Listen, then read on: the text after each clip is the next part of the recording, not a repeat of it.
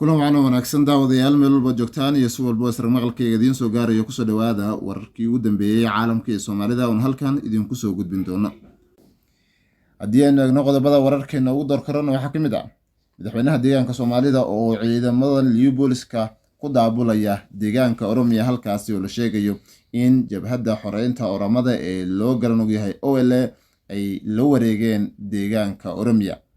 madaxweynaha deegaanka Oromia ayaa sheegay in dagaal ka dhana kooxdaasi ay goordhow qaadayaan isla markaana ay taageero weyn ka codsanayaan dowladda dhexe.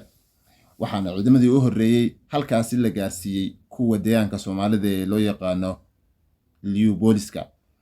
waxaa la soo sheegayaa in halkaasi ay durba dagaalo ka bilowdeen isla markaana ciidamadii liyu booliska ee halkaasi gaaray ay dagaalo qaraar kala kulmayaan kuwa OLA iyaga oo jabhadda OLA ay sheeganayaan durbaba in ay nolosha ku qabqabteen ciidamadii Soomaalida ee halkaasi la geeyay.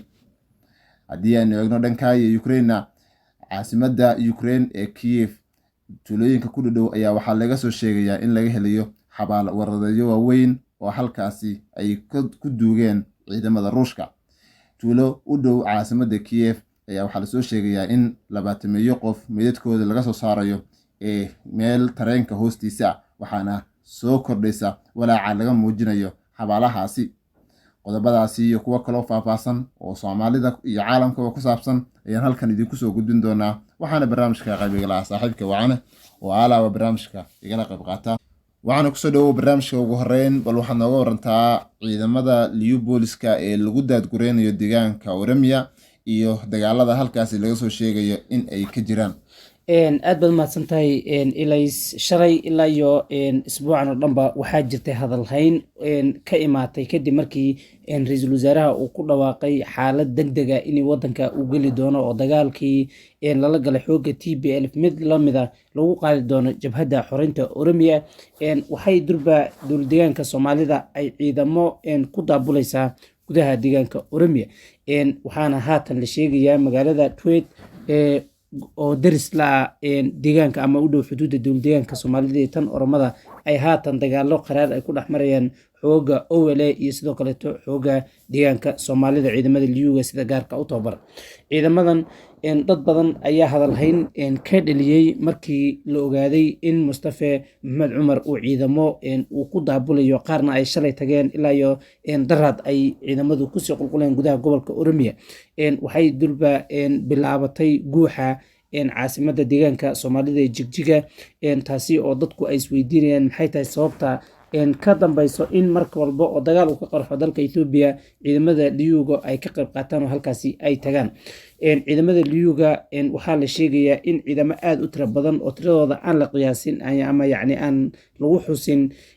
in ay ayagu haatan ay ku sugan yihiin gudaha dowlad deegaanka Oromia. halkaasina dagaaladu way ka qarxi karaan xilli kasta, walow haatan ay dagaalo ay ka socdaan magaalada Tweed. su-aasha ay dadka isweydiinayaan ayaa ah, mar walba oo dalka Ethiopia baaq lasoo saaro nooc walba uu yahay, waxaa horkaca Soomaalida ama madaxweynaha Soomaalida ayaa baaqaasi isku daya in uu isla markiiba ka jawaabo. maxay tahay waxa ku qasbaya asaga in mar walbaba asaga uu ciidamadiisa uu dabka ku shubo? saad ogtahay ba Mustafa Maxamed Cumar waxaad moodaa inuu lahayn siyaasad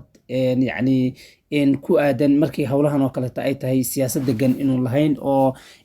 mar walba uu fududsanayo ama uu dhayalsanayo ciidamadan oo dhib badan loo maray dhisidooda iyo sidoo kaleeto tababaridooda laftirkeeda ay waqti badan ay ku qaadatay dowlad deegaanadii ka horreeyey ama madaxdii asaga ka horreeyey. haatan ciidamadan maxay uga qayb qaadan layihiin baa laleeyahay ama yacni ay u difaaci layihiin shacabka maalin walba lagu leynayo gobolka City ee lagu xasuuqay canfarta halkaasi ay kusoo duuleyso. haatan waxaan ogeyn in dagaaladii ka socday gobolka Axmaarada u dhexeeyay xooga TPLF iyo yacni dowladda federaalka Ethiopia in ciidamo aad u tiro badan oo tiradooda xataa koleeta aan la qariyay oo la sheegin in halkaasi lagu xasuuqay. marka haatanna dagaalka hadda socda magaalada Tweed ka socdo waxaa laga yaabaa in yacni ay ayagana ay xasuuqii loogu geystay gobolka Axmaarada ciidamada liyuga ayaa haddana lagu xasuuqo halkaasi ay dhibaato kala kulmaan. waan ogeyn sidoo kaleeto ciidamada ama shacabka labada dowlad deegaan waa kan Oromada iyo kan dowlad deegaanka Soomaalida haatan waa u fiicnaa, laakiin markii loo eego xilligii cabdi maxamuud cumar dagaalo badan ayaa jira oo cadaawad ayaa jirtay haatan haddii dagaaladu ay halkaasi ciidamada liyuuga la geeyo waaba la geeyay hadde laakiin lagu sii badiyo halka dagaal ay ka furtaan ciidamada gobolka oromia ee liyuuga ayaysan ka badbaadaynin oo yacni halkaasi ayagana dagaalo inuu ku dhex maro ayaa laga cabsi qabaa sidaad ogtahayba maamulka oromada iyo sidoo kaleeto kan ururkan hadda ka dhex dagaalamayo deegaanka oromada heshiis ayaa ka dhexeeyo oo waxaad ka arki kartaa gobolada say u qabsanayaan ee isku sii fidinayaan shacabka laftirkiisa waa ay taageersiyiin marka shacab kaa soo horjeedo sidaad ugu dhex dagaalanto aad ayay u adkaanaysaa waa tahay haddii waxaan ognahay shacabka oromada in ay si aad ah u taageersan yihiin 90% jabhadan dagaalamaysa oo weliba kasoo horjeeda si zaa'ida xukunka abiy axmed waxaan ognahay in shacabka oromiya ay taageersan yihiin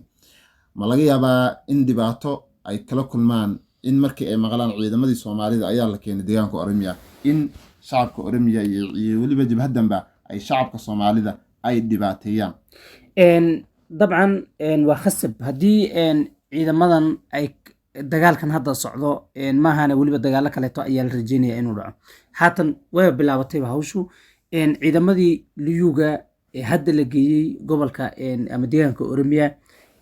waxaa durba dagaal kusoo qaaday ciidamadii owele ee la rabay in laga horgeeyo owele ciidamada dowladda federaalka ay geysay halka ayaa jiray maxay ugu qaadi weyday dagaal arrintan waxa weeye haliilka loo qabo yacni cadaawadda loo qabo soomaalida oo soomaalidu ayn mar walba ka taxadaraynin inay isku kiciso qowmiyad ayada ka tira badan ka awood badan ka dhaqaalo badan ay mar walba isku kicinayso oo arrintaasi aynan ka fiirsanaynin ayaa haatan sababtay in xilligan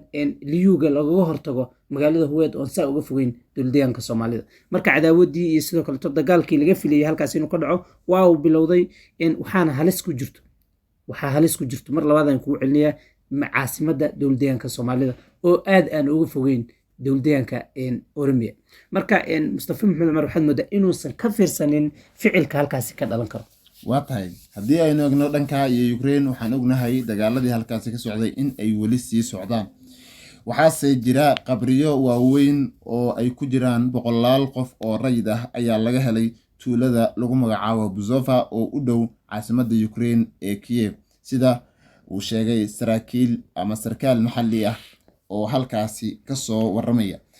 waxaan ognahay in ciidamada Ruushka ay xasuuqyo waaweyn geysteen balse maxay tahay sababta ay dadka shacabka intay u laayaan haddana ay xabaalo ama hal goob ay ugu aasayaan horta saad ogeed ba Ruushka marka uu soo galay gudaha dalka Ukraine waxa uu waday duqayn iyo sidoo kaleeto madaafiic la iska tuurayo oo meel aan loo maaradayn dadkani inta badan ee dhintay ma aha dad intii loo imaaday la iska toogtay oo la laayay dadkani waxay ku dhinteen qaraxyadii waaweynaa iyo duqaymihii ay wadeen halkaasi ay ka fulniyeen ciidamada Ruushka markii ciidamada dalka Ukraine iyo shacabkii ay qaxeen meeshii waxaa loogu imaaday meyd aad u tiro badan magaalooyinkii Ruushka ay iska soo galiyeen iska qabsanayeen meydad aad u tiro badan oo dabcan ku dhintay madaafiicdii ay soo turiyeen isla ayaga ciidamada Ruushka arrintii ayaa keentay in dadkani intii la aruuriyo meydadkooda la geeyo goobo xawaal wadareedya loo sameeyo halkaasi lagu xareeyo marka arrintii markii ciidamada Ruushku ay dib uga baxeen magaalooyinkaas waxaa la arkay marka xabaalihii iyo sidoo kaleeto dhibaatadii mashaqaqadii ka dhacday halkaasi ayaa la arkay marka ciidamada laftirkooda wadamada reer galbeedka intooda badan waa ay buunbuuninayaan oo xaaladii sidii ay ahayd si ka daran ayay u bedelayaan dhammaanna waddanka Ukraine ma aha xabaalahan bas waxaa jirta magaalooyin ilaa iyo xilligan aan la geli karin oo dhibaatadu ay ka socoto waa tahay haddii ay Ruushka ay weli sii wadaan dhibaatada ay ku hayaan shacabka reer Ukraine maxaa xal u ah dadka maartay ee halkaasi ku dhibaataysan ama dadka qaxaya ee ay maartay galaafanayso colaadda halkaasi ka socoto horta